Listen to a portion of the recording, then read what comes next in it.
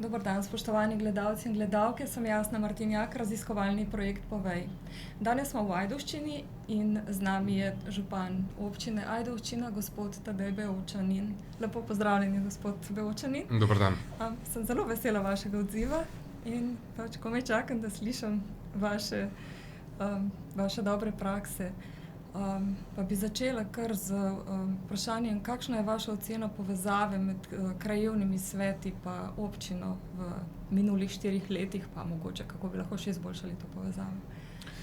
Kot občina Ajdovščina si seveda želimo svete krajevnih skupnosti čim bolj vključiti v samo delovanje občine. Zagotovo sem mnenja, da smo oboji tukaj zaradi naših občank in občanov, torej, da moramo slediti oziroma hoditi po isti poti, zato da lahko sledimo skupnim ciljem, ki jih imamo pravzaprav na vseh področjih javnega življenja. Tudi zato sem v začetku prejšnjega mandata, ko sem tudi začel županovanje, vzpostavil svet predsednikov svetov krajevnih skupnosti, s katerimi se večkrat v letu srečamo in dejansko izmenjamo tiste in tudi dogovorimo, ne samo izmenjamo tiste osnovne parametre, po katerih bo tudi občina delala v bodoče. Govorim na primer konkretno o samih investicijah v razvoj celotne občine, torej o vseh pravzaprav naložbah, ki jih imamo po krajevnih skupnostih. Nekje sprejet dogovor, imamo tak, da v vsaki krajevni skupnosti skušamo v enem mandatnem obdobju izpeljati vsaj en večji projekt, pa večje število manjših, in temu pravzaprav želimo tudi slediti. Zato, da je celotna zgodba transparentna, pa jo imamo vzpostavljeno preko tega sveta, predsednikov svetov krajevnih skupnosti, kjer vse zadeve dejansko dogovorimo. Evidentno tudi je potem vsakmu predsedniku, kaj se dogaja v vseh ostalih 26 krajevnih skupnostih, in na ta način je potem tudi konec koncev končna odločitev bistveno lažja. Namreč ni se potrebno prerekati, zakaj niso vsi projekti izvedeni. Jasno je, občinski proračun ni vreča brez dna, ampak se na neki točki zaustavi.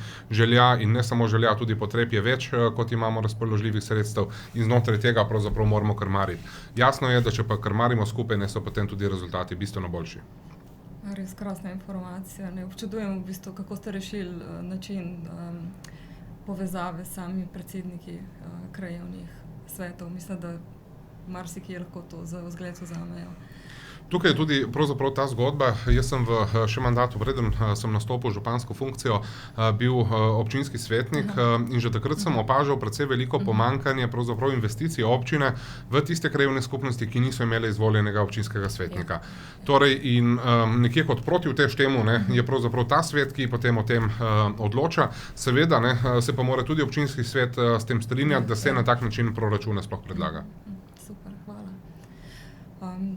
Kaj pa menite o ideji, da je županov občinski svet sestavljen iz predsednikov svetov krajevnih skupnosti? Dobivam različne odgovore, pa me zanima kakšno je vaše mnenje. Občinski svet najprej ni županov. Občinski svet je občinski svet, ki ga izvolijo občanke in občani. Župan je tisti, ki jasno z občinskim svetom sodeluje tesno pri izvrševanju in predvsem jasno na tej zakonodajni funkciji, ki jo občinski svet opravlja. Drugače pa v bistvu z našega gledišča to vrstna zgodba ni potrebna. Namreč ravno iz razloga, ker imamo dobro vzpostavljen svet predsednikov svetov krajevnih skupnosti, je pa tudi jasno, da je treba okolja, ki so po številu prebivalcev večja, uravnotežiti v samem občinskem svetu. Namreč v svetu predsednikov svetov krajevnih skupnosti ima vsak predsednik enak glas, bom rekel. Ne glede na to, ali prihaja iz krajevne skupnosti, ki ima na primer 300 občanov, ali iz krajevne skupnosti, ki ima 7000 občanov. In tam pravzaprav smo, bom rekel, na enaki valovni dolžini, dočim občinski svet, je pa treba uravnotežiti tudi glede logično na število občank in občanov, ki jih pravzaprav posamezne volilne enote tudi pokrivajo. Hvala. Na vaši občini seveda zbirate pobude občanov, kako to poteka v praksi? Pobude občanov zbiramo na zelo različne načine. Kot prvo, tisto, kar vedno rad povem, je to, da pač za kakršnekoli pobude so moja vrata vedno odprta. Torej, občanke, občani se lahko name obrnejo neposredno, bodi si prek elektronskih poti, bodi si prek telefona ali tudi, bom rekel, z obiskom tukaj v našem kabinetu. Tisto, kar si želim, je jasno to, da so pobude slišane, potem pa jasno, glede na prioritete, ki jih kot občina imamo, tudi uvrščene v samo izvedbo. Smo pa prav v namen čim večjega sooblikovanja politik in sooblikovanja ukrepov občine strani ljudi uvedli participativni proračun, kjer pravzaprav pa ne občinski svet, ne jaz kot župan, pravzaprav nimamo neposrednega vpliva na projekte, ki jih predlagajo občanke in občani. Ta proračun, participativni proračun, smo pri nas poimenovali kot moja pobuda in v njegovem okviru dejansko spodbujamo občanke in občane k temu, da predlagajo svoje projekte. Ti morajo biti finančno gledano med 5 in 25 tisoč evri. Te pobude so potem zbrane tukaj v občinski upravi, pregledane z vidika izvedljivosti strani občine in nazaj posredovane v odločanje občankam in občanom, torej v glasovanje. In tiste pobude, ki zberejo največje število glasov, so dejansko avtomatično uvrščene v proračuna za mi zbiramo prihodnji 2 proračunski leti. Torej, na ta način ne jaz kot župan, ne občinski svet pravzaprav ne poseže v odločitev občank in občanov. Gre za res tisto najbolj jasno oziroma čisto, bom rekel, metodo neposredne demokracije in moram reči, da so odzivi odlični. Število občank in občanov, ki grejo v glasovanju, se nam v vsakem zbiranju zvišuje.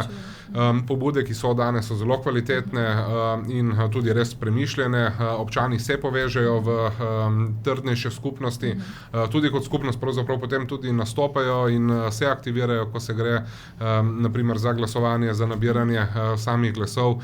In tudi odgovornost do družbene lastnine kar naenkrat postane bistveno večja. Tudi zaradi tega, v bistvu, ker sami vidijo skozi ta proces, koliko energije, konec koncev, koliko sredstev, koliko časa je potrebno nameniti k temu, da pride pa čeprav relativno majhen projekt dejansko do izvedbe. Ja, rekel ste, da se povečuje vsako leto njihova udeležba.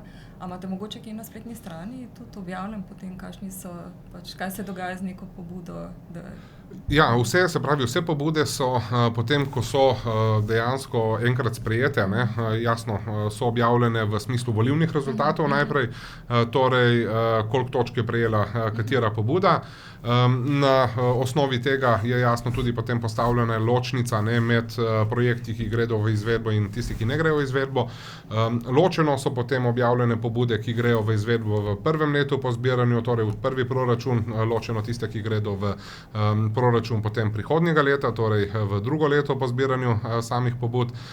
In te pobude se potem jasno tudi spremlja, torej katere so izvedene, katere niso, zakaj niso. Naprimer od starih pobud imamo samo en tak primer, kjer pravzaprav ki jo nismo še izvedli zaradi težav, ki jih imamo z občinskim prostorskim načrtom, ampak v vseh ostalih primerih pa so naprimer te stare pobude že v celoti izvedene. Zelo pomembna je namreč informacija ljudem, torej vaša pobuda je uvrščena, da vejo, kdaj se bo zgodila in konec koncev v bistvu, da se takrat tudi dejansko pride do same realizacije. Jaz tudi tukaj sodelavkam in sodelavcem v občinski upravi večkrat rečem, te pobude jemljite z največjo skrbnostjo, kot tudi tiste ostale največje občinske investicije, ki jih imamo. Namreč gre se za gradnjo skupnosti, gre se za gradnjo zaupanja med občino kot inštitucijo in seveda njenimi ljudmi in prav je, da tukaj v bistvu to zaupanje gradimo in ga ne krhamo.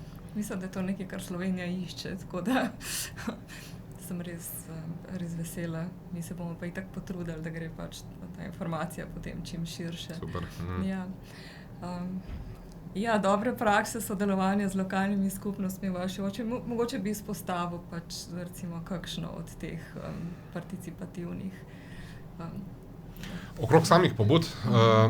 Mogoče taka pobuda, ne, kjer se kaže na tudi bistveno večjo oplemenitenost, ne, samih sredstev, ki jih namenjamo, je pobuda, ki je prišla iz ene od naših krajevnih skupnosti, kjer so želeli zgraditi določen prizidek k siceršnjemu domu krajanov, ne, oziroma ob samem kompleksu športnih objektov.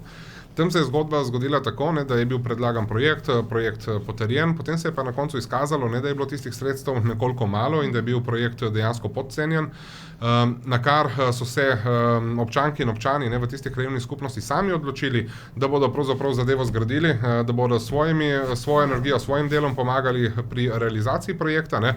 Občina je pa skozi fond, ki ga je imela na voljo, dejansko nakupila material in pač izvedla vsa tista dela, kjer jasno, ne, v bistvu občani ne morejo zadev narediti sami. Ampak ocena, ne, vrednosti, če pogledamo, ne, v bistvu smo dejansko tistih vložen denar vsaj podvojili, ne, zato da smo na koncu prišli do rezultata, torej z delom domačinov, ne, so se ta sredstva dejansko oplemenitila, ne, podvojila in smo dosegli bistveno več, ne, kot bi sicer, če bi delali zgodbo sami kot občina. Hvala. Morajo imeti zaupanje v vas tudi, bi rekla, da se povečuje tudi na ta način. Jasno, to je pa tudi tisto, kar je konec koncev ključni del zgodbe, ne, je to, da res stvari peljemo skupaj in da to medsebojno zaupanje obstaja, ne. Tudi konec koncev z naše strani, ne, je to, da ne posegamo na primer v pobude, ki jih predlagajo, ne, kaže na veliko stopnjo zaupanja pa do ljudi, ne, po eni strani, namreč projektov v bistvu potem se jih ne dotikamo, taki kot so zamišljeni, taki so potem tudi izvedeni. In jasno obratno, ne, prav je, da občanke in občani zaupajo občini, ne, da bo tiste stvari, za katere je dogovorjeno, tudi potem izvedla in tako tudi mora biti. Hvala. Še vprašanje, ima vaša občina predstavnika v parlamentu? Z območja naše občine je v tem sklicu en izvoljen poslanec, tako da ja, je prisoten, no, in se jasno trudimo, ne, čim bolj tudi te kanale komunikacije uporabljati. No, to je pa super. Ja.